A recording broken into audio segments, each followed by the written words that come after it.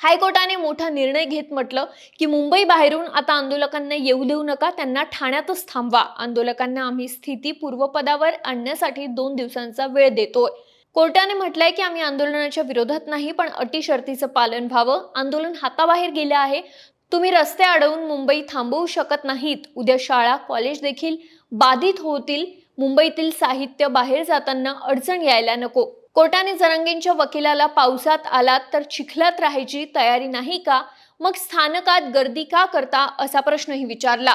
5,000 आंदोलकांना परवानगी दिली, मग संख्या एवढी कशी वाढली? उरलेल्यांना माघारी पाठवू शकता का, असंही कोर्टाने विचारलं.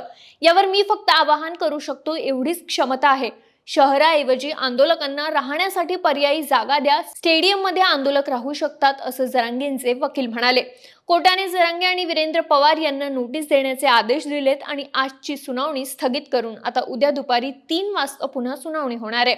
त्यामुळे उद्याच्या सुनावणीत काय निर्णय होतो, जरांगेंना माघारी जावं लागतं की कोर्ट आंदोलकांना पर्यायी जागा देतं, हे पाहावं लागणार आहे.